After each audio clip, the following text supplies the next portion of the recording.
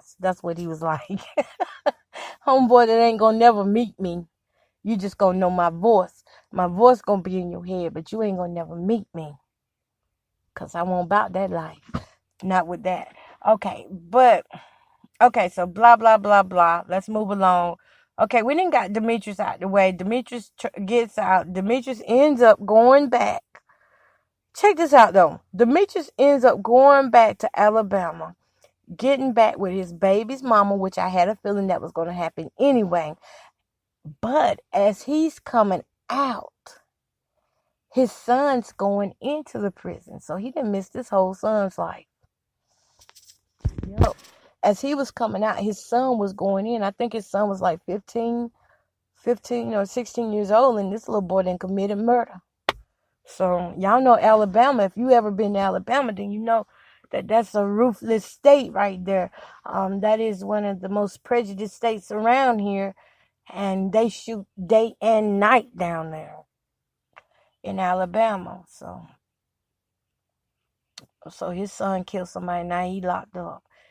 I think he got life too. I can't remember his last name. I would like to see what he looked like. You know, I mean, he was nice looking then, and he was just right. But once a man come out of prison, them big old muscles and stuff, they drop down to flabs and abs, not abs, but flabs and skin. Once they come out. Okay, to the hateful ones though. There was a few hateful ones in prison. But thank God for the dude named Big C who comes through. Big C. Okay, I had to switch from Jada to Coco. What the freakazoid? I heard something out here. I thought it might be a cat. Okay. But anyway. Okay, let me go back to Jada. Jada and Big C. Okay, so Big C was a big muscle guy. Very big muscles. I mean, this guy was powerful in prison. How the world he did it, I will still never have no idea to this day. Okay, like I said, it was a team of us doing this thing. It was a team of us. It was not just me. It was a whole bunch of hurt women who was playing men like this. So this team of us, we got connected with McCormick Way, or was it? Wait a minute. No, not McCormick Way. But it's a prison in Bennettsville, South Carolina, I think. I think it's Bennettsville. It's been so long ago. My mind is kind of fuzzy, and I'm trying to remember it. But anyway, in this prison was a guy named Big C.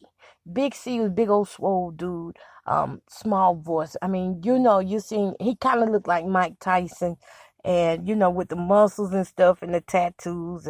But the thing about Big C was not looking for no women friends like that. He was looking for women that would hustle for him. And by the way, oh, never mind. I ain't even gonna worry about that.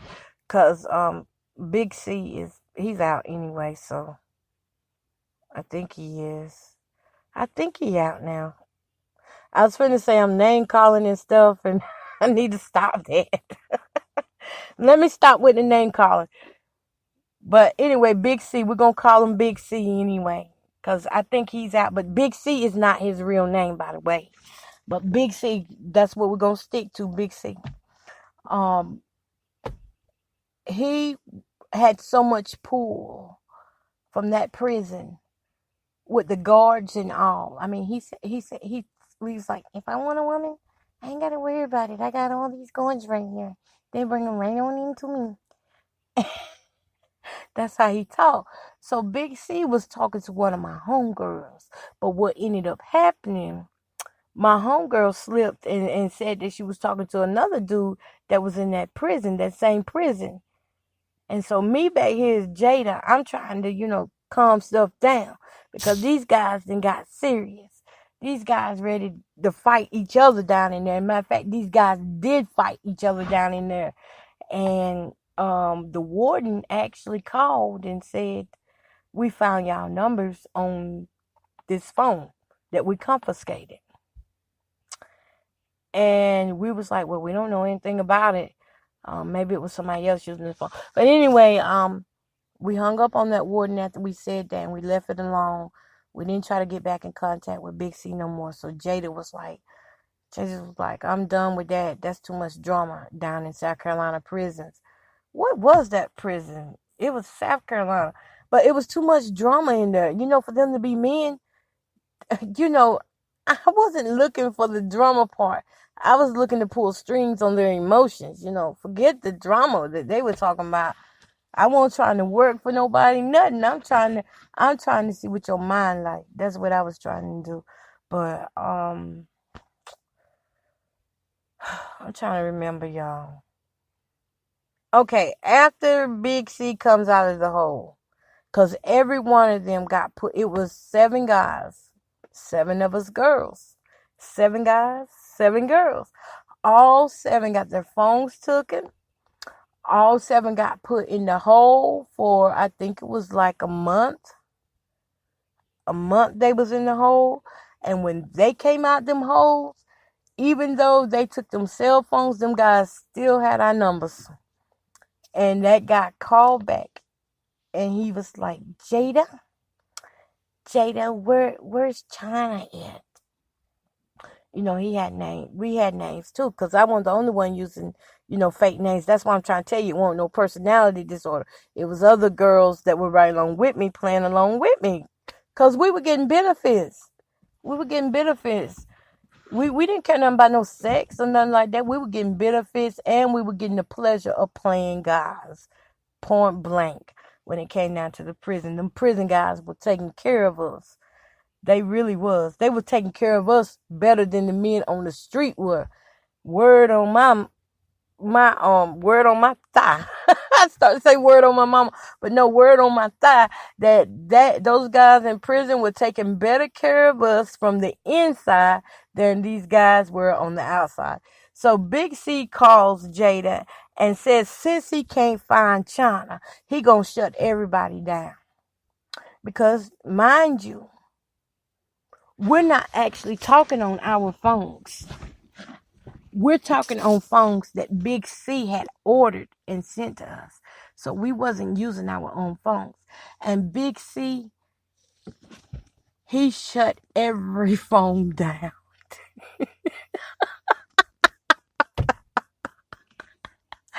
Oh my God. You should have seen. He was kind of like a phone pimp. He was telling these guys, I can hook you up with these girls. And, it was kind of like a phone pimp thing. But he shut all those phones down. And when he came back, he was like, when he finally put them phones back on, he was like, did you like that, Jada, baby? I said, no. And from that moment on, you know what? I said, I'm done with Big C. Big C is just too much. Big C was a mastermind. He was an embezzler. He was a technology freak. I mean, that's why he was locked up. He was all of that. And he could hack into anything that he wanted to straight off in a cell phone. Honestly, before these high top cell phones came out, he was operating off them flip phones, cutting flip phones off. I mean, this is the era that I'm talking about when the flip phone was popular. He was doing stuff on them phones that did not make any sense. Y'all remember those little old track phones back when he was sending all of us ladies track phones, and to every lady that got a track phone, there was also a guy assigned to that phone. You see what I'm saying? And in order for them guys to talk to us, they would have to make arrangements with Big C. We never met any guys in person. And I would purposely sometimes, well, all of us would purposely sometimes make them guys have bad days so they would get in trouble. Yup, sure would. Say something we didn't like. And you know what? Oh, I had to get a drink of water. But I'm going to tell you something. We would actually hear the whole process that they would have to go through in prison. You could hear the guards walking through saying turn the light off, and they would be saying count, count, and you can hear everybody scrambling to get in place for count. And it was just it was experience. It was a bold experience. Let me say it like that. It was a bold experience to be Jada and to go through all these prison guys and see that each one of the prison systems had a different way of doing things. I mean, I'm talking about even guys from Raleigh at Butner. There was one up there at Butner that Jada had. And I actually had met that one through my brother. And he was nice, but he looked like he was nice, but I couldn't talk to him much because, like I said, I met him through my brother, and I couldn't be Jada, and I sure as crap won't fit to be myself.